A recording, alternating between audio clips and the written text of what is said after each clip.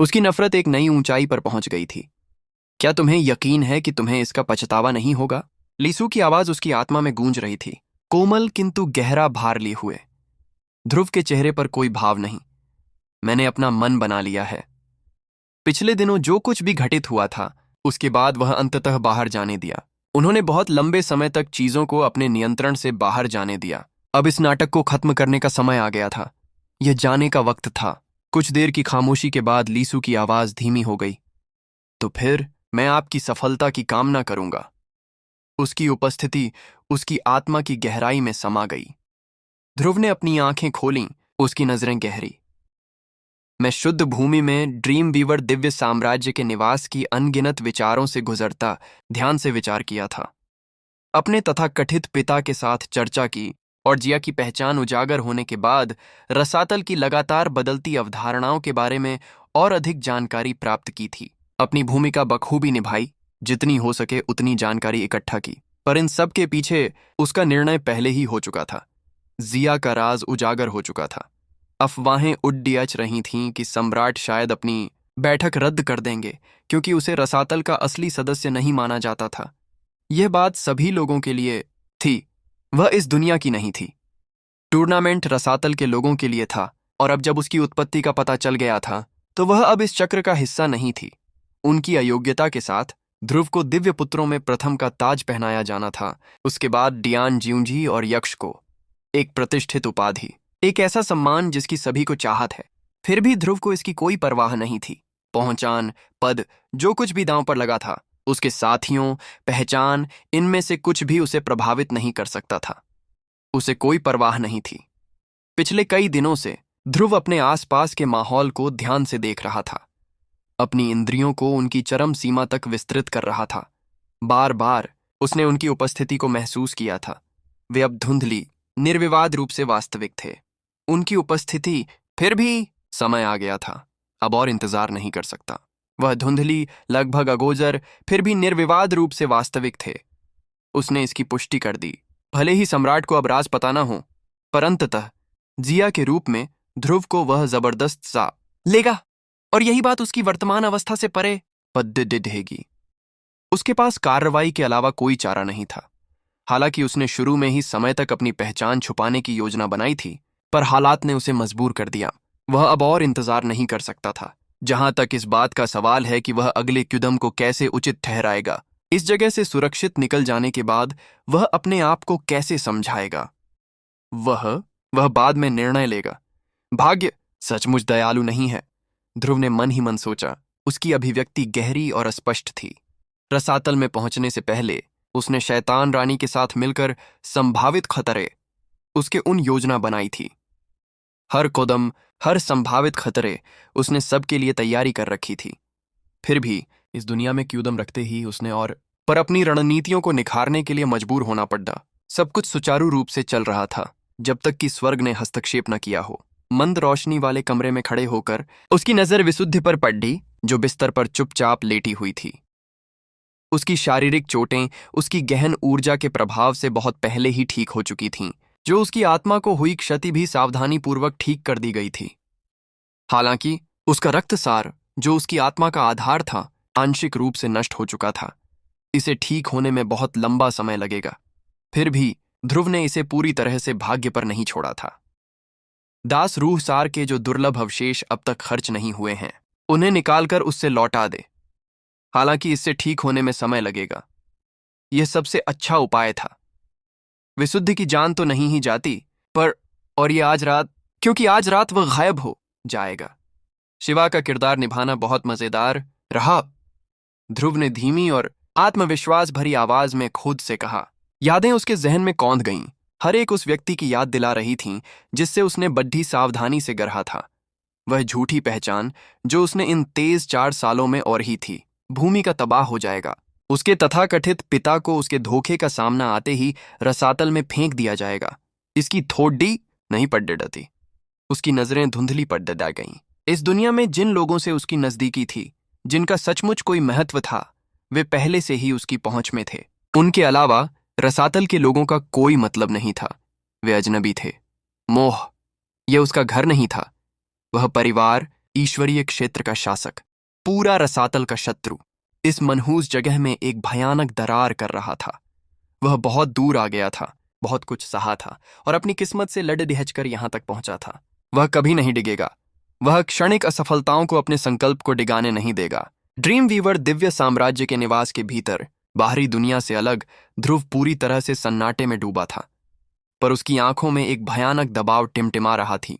अंधेरी रात और खतरनाक हवा में एक घिनौना ठहराव था और उसकी आंखों में अंधेरा छा गया। उसका मुखौटा खत्म हो रहा था। शैतान मास्टर सम्राट ध्रुव लौट आया था।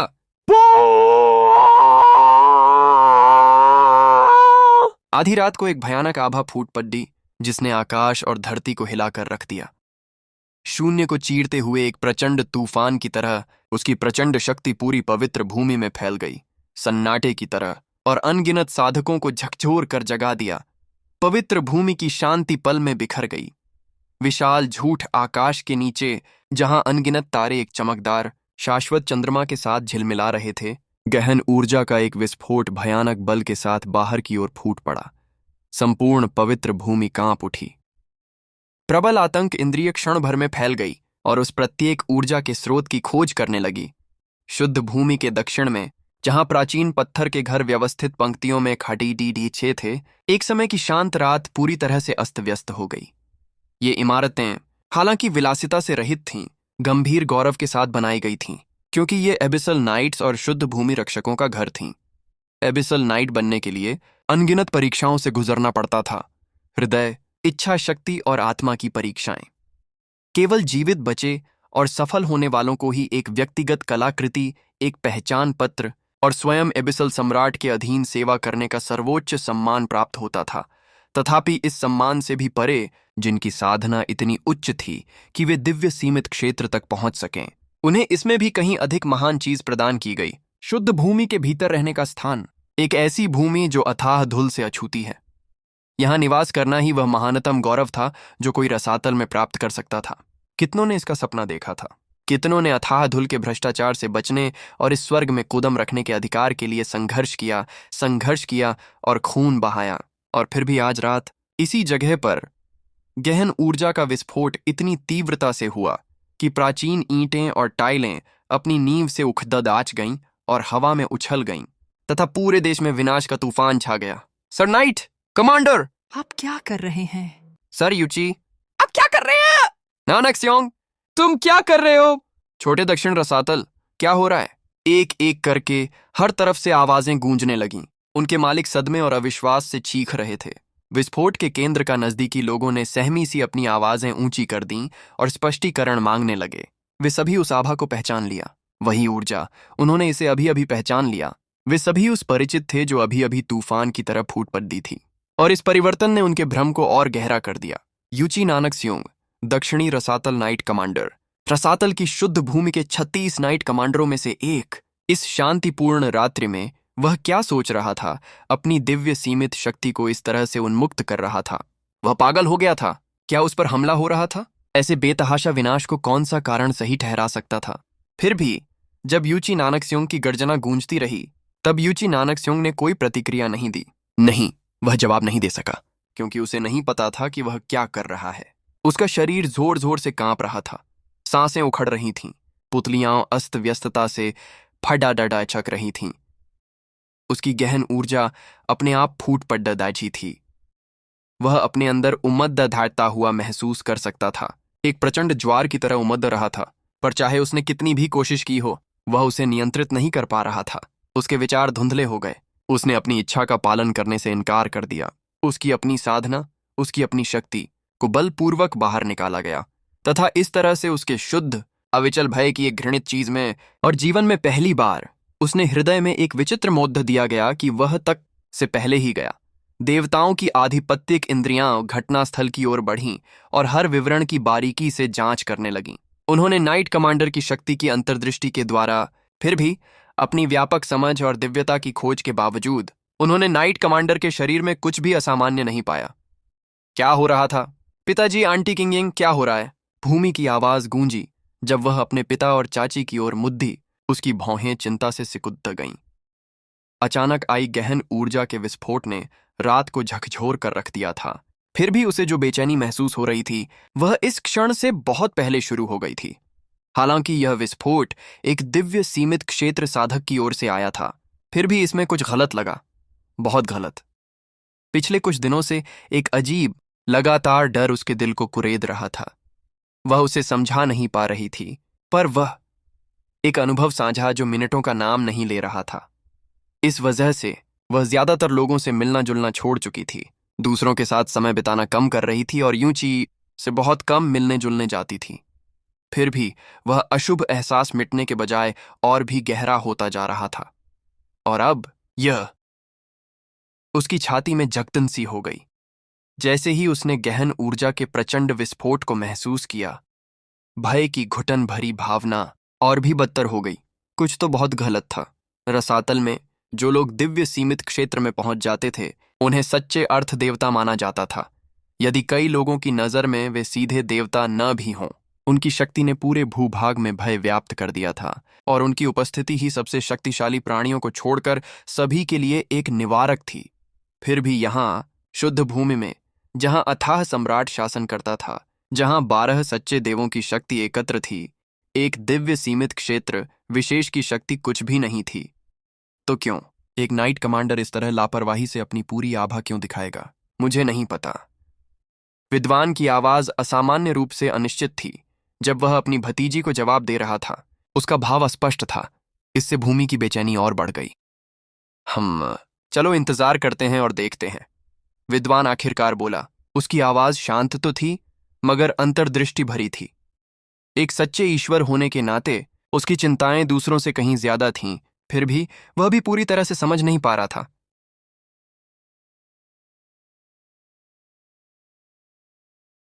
कि क्या हो रहा है। उसकी दिव्य इंद्रियों ने नाइट कमांडर की पूरी तरह से जांच कर ली थी, फिर भी वह बस इतना ही समझ पाया कि कुछ गड़बड़ है, पर बहुत बुरी गड़बड़।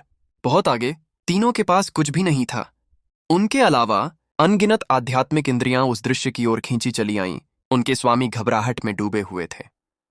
वे एक दूसरे को देख रहे थे। जिन्होंने अपनी दिव्य अनुभूति को बढ़ाया था, वे भी एक निष्कर्ष पर पहुंचे। वहां कुछ भी नहीं चल रहा। कुछ इंद्रियां कुलीन वर्ग उद्यान भरी नजरों से एक दूसरे को देख रहे थे, कुछ आपस में बुदबुदा रहे थे, कुछ लोग बस चुपचाप खड़े थे, सिर झुकाए थे, समझ नहीं पा रहे थे कि अभी क्या हुआ था। इंतजार। विद्वान की आवाज, जो आमतौर पर शांत और संयमित रहती थी, अचानक कांपने लगी। उसका चेहरा भय से विकृत हो गया। उसके बगल में सरवा जम गई। उसकी अभिव्यक्ति एक पल में घोर भय से सन्नाटा छा गया। तब भूमि, यहीं रहो। बिना कुछ कहे दोनों आकाश की ओर उड़ चले। उनकी आकृतियां रात भर नाइट कमांडर के ठिकाने की ओर पूरी रफ्तार से दौड़ देती रहीं। स्पष्टीकरण देने का समय नहीं था, पीछे मुद्दा कर देखने का भी समय नहीं था। जो कुछ भी उन्हें अभी अभी एहसास हुआ था वह इतना भयानक था कि सच्चे देवता भी हिल जाते। जैसे ही वे आकाश में तेजी से आगे बढ़े, विद्वान की आवाज गूंज उठी। भाई स्वप्न देवता, क्या आप वही देख रहे हैं जो मैं देख रहा हूं? उनकी आवाज में एक तीव्र तात्कालिकता थी जिसने उनके पीछे बैठे लोगों में महसूस कर सकते थे। स्वप्न देवता, जो घुमाव से ही उड़ान भरने में था, ने अपना सिर थोड़ा सा घुमाया। उसका चेहरा भ्रम में मुद्द गया। कैसे ये? जैसे ही उसने आगे देखा, उसके शब्द रुक गए।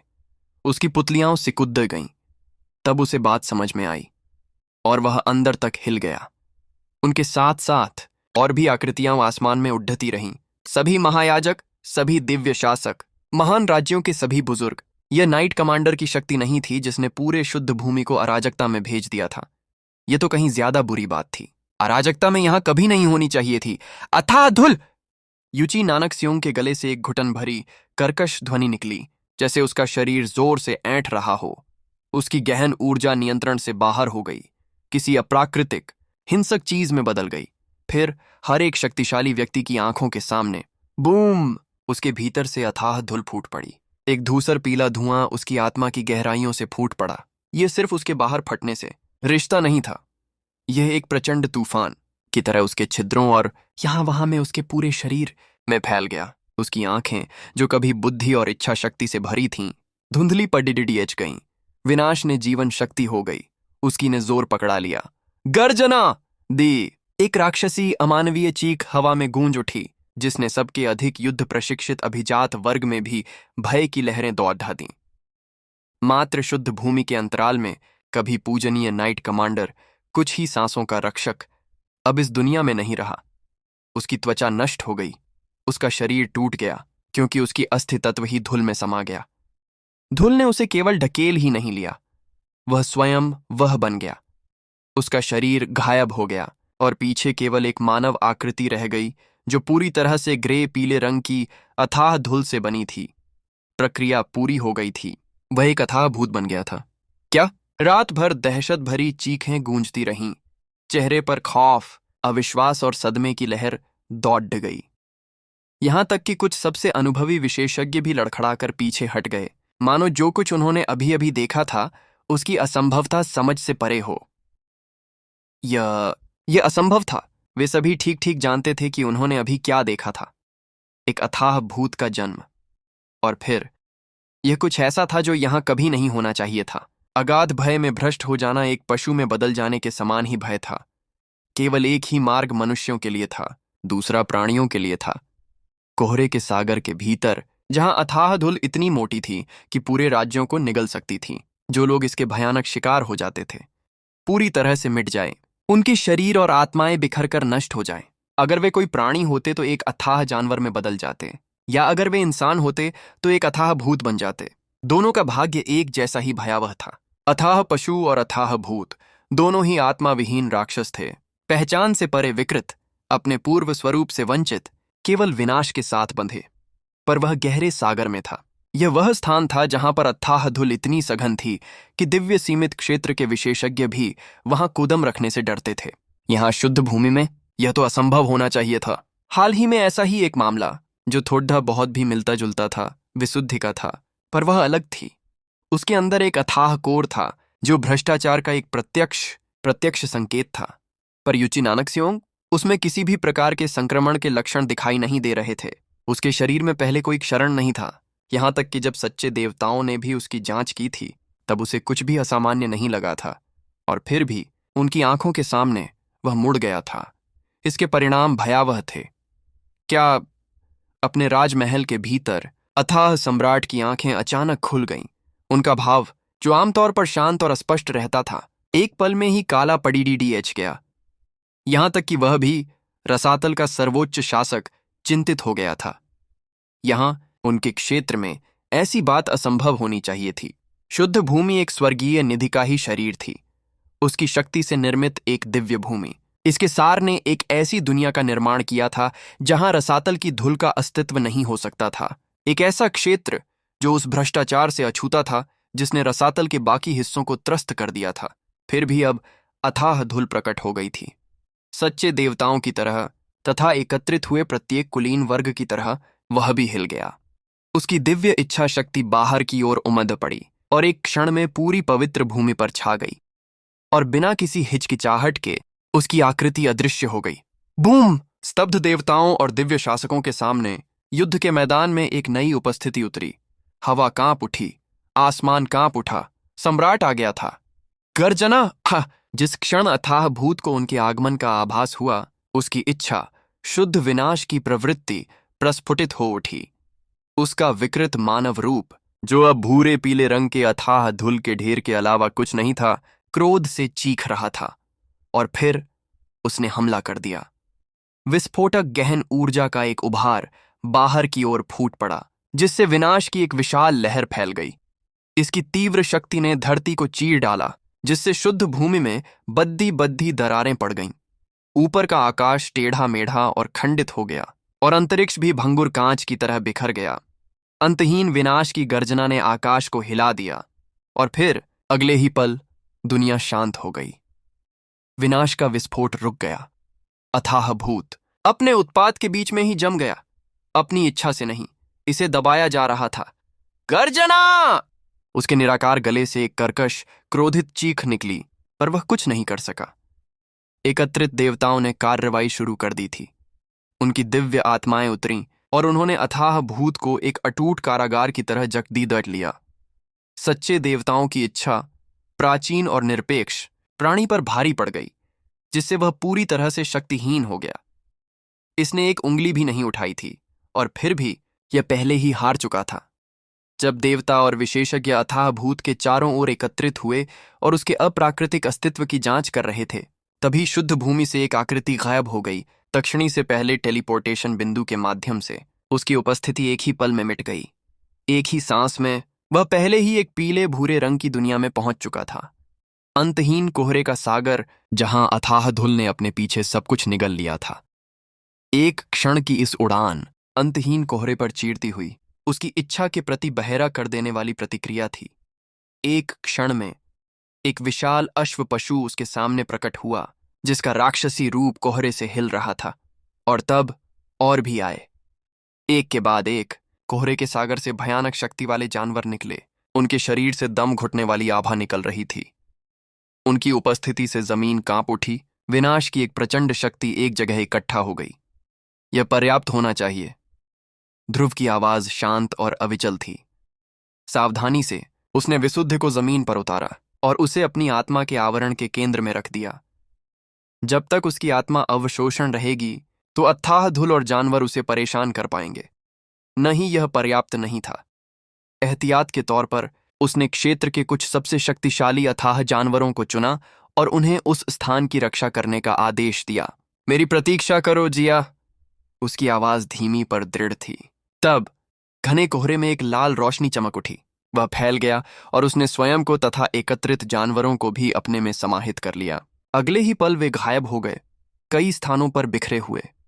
अपने असली लक्ष्य के पास कई स्थानों पर बिखरे हुए। मात्र कुछ सांसों के अंतराल में ही ध्रुव शुद्ध भूमि पर वापस लौट चुका था। उनका आगमन तीव्र था, बिना किसी ध्वनि के। वास्तविकता की दरारों से फिसलती हुई छाया की तरह उन्होंने पुष्टि की कि किसी ने भी उनकी अनुपस्थिति पर ध्यान नहीं दिया था। रात्रि के सन्नाटे में उसकी रूप एक बार फिर लुप्त हो गया। अदृश्यता की कला अपनी चरम सीमा तक पहुंच गई। इंद्रियों के नियम उसके चारों ओर झुके हुए थे, उसे सभी इंद्रियों से छिपा रहे थे। और तब ध्रुव बिना किसी निशान के गायब हो गया। क्या हो रहा है? अनंत रात्रि के निवास के भीतर एक शीतल किंतु मनोहर आकृति खिड़की के पास खड़ी अपनी दिव्य इंद्रियों से दूर तक देख रही थी। उसकी भौहें थोड़ी सिकुड़ी हुई थीं और उसका आभा मंडल अस्पष्ट भाव भ्रम की एक झलक से झिलमिला रहा था। वह इससे महसूस कर सकती थी, एक ऐसी ऊर्जा जो शुद्ध भूमि में मौजूद नहीं होनी चाहिए। बाहर दिव्य रीजेंट और बुजुर्ग पहले ही घटनास्थल की ओर दौड़ दिए पड़े थे। कभी कड्ढी सुरक्षा वाले अनंत रात्रि के हॉल अब शांत थे और पीछे सिर्फ वह ही रह गई थी। कारावास के बाद पहली बार वह अकेली थी। यह ऊर्जा अथाह धुल। उसके होठों से एक फुसफुसाहट निकली। जैसे ही उसने अपनी इंद्रियों को और अधिक विस्तारित किया, ये समझने की कोशिश की कि क्या महसूस कर रही थी।